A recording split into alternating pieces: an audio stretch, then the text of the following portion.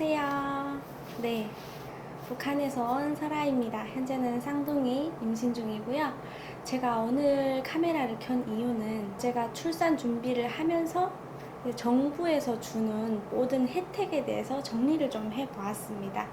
제 주변에 이미 출산한 친구도 있고 지금 혜택을 받으면서 육아를 하고 있기도 한데, 제가 이제 북한에서 경험한 대로라면 사실 정말 애를 낳고 먹일 것이 없어서 산속에서 진짜 오두막을 치고 살다가 죽어 나가는 신생아부터 부모까지 너무 많이 봐왔거든요. 근데 우리 한국은 현재 저출산이다 보니까 또 지원해주는 게 좀 많기도 하지만, 아무리 저출산이라고 해도 지원해주지 않는 나라는 지원해주지 않거든요.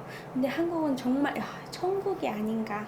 사실 저 같은 경우에는 이런 지금 한국에서 주는 이런 혜택들이 너무 감사하고 너무 큰데, 많은 분들이 그러잖아요. 그래도 지금 사는 게 너무 힘든데 애를 낳는 건 좀 아니지 않냐, 이렇게 말을 하는 사람들이 없지 않아 있습니다. 그렇지만 제가 계산을 해봤을 때는 이 정도면 애를 낳아도 되지 않나, 정말 저출산까지 가야 되나 싶을 정도로 좀 더 하다 보면 또 혜택이 좀 더 늘어나지 않을까라는 그런 생각도 있는데, 어쨌든 북한과 한국을 비교해 봤을 때 비교할 수도 없을 만큼 이 한국에서 주는 이 혜택들이 너무 크게 와닿았고, 이 정도면 세 번째, 네 번째도 생각을 해봐도 되지 않나 싶을 정도더라고요.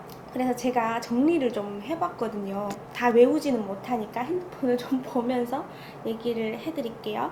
일단은 보면은 첫 만남 이용권이라는 게 굉장히 금액적으로 굉장히 크더라고요. 첫 만남 이용권이 200에서 250만 원, 저처럼 쌍둥이 같은 경우에는 250, 250 해서 500 정도를 받을 수 있더라고요. 부모급여도 월 100만 원 정도씩 나온다고 하고, 그리고 아동수당도 월 10만 원 정도씩 나옵니다. 그리고 임신, 출산, 진료비 바우처 카드 같은 경우에는 우리 임산부들이 다 아는, 임신을 하고 10달 동안 병원에 다니면서 진료하는 모든 비용들을 정부에서 이렇게 지원해주는 바우처 카드로 우리가 차감을 하면서 진료를 보고 태아를 보호하고 있는 그런 카드겠죠. 저도 현재 그거를 쓰고 있고요. 쌍둥이이기 때문에 저는 200만 원을 받았을 거예요. 그래서 아직도 170만 원, 150만 원 이상 남아있는 것 같더라고요. 그리고 또 우리 출산휴가 급여 같은 경우에도 있죠. 그리고 육아휴직 급여도 있습니다. 네. 그리고 요런 부분만 합계로 해도 근로자 기준으로 우리가 1년에 보면 5,250만 원까지 지원을 받을 수 있거든요. 1년에.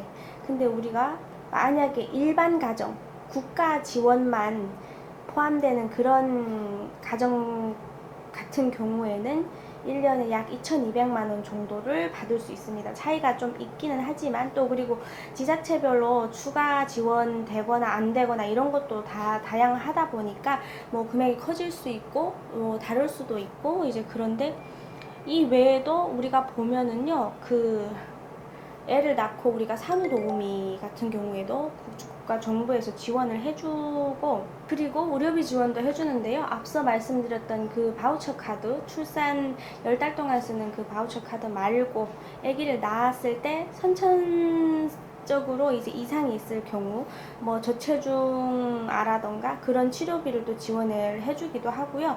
그리고 기저귀, 분유 이런 것도 월 6만 원 정도의 그런 금액을 지원을 해주나 봐요. 그런 것도 있고, 또 건강보험 혜택도 있다고 합니다. 출산급여죠.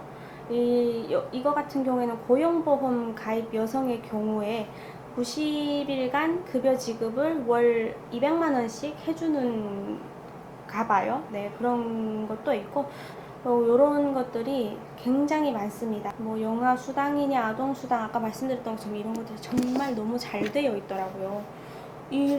아까 일반 가정, 정말 국가에서만 단순히 받는다고 해도 2천만 원이 넘고, 근로자 기준으로 5천만 원 이상의 한 해 동안 그렇게 받을 수 있다는 정말 놀라운 혜택들이 있습니다. 제가 깜짝 놀랐던 게, 이렇게 좋은 혜택들이 있는데 모두 그냥 살기 힘들다라는 그 한마디로 저출산 하고 사는 것도 사실 좀 이해가 안 되고, 저는 뭐 사람마다 당연히 태어난 곳이 다르고 뭐 자라난 곳이 다르면 그 환경에 따라서 이렇게 생각하는 것과 이런 게 좀 다를 수는 있을 텐데, 그래도 여기는 정말 북한에 비하면 천국이죠.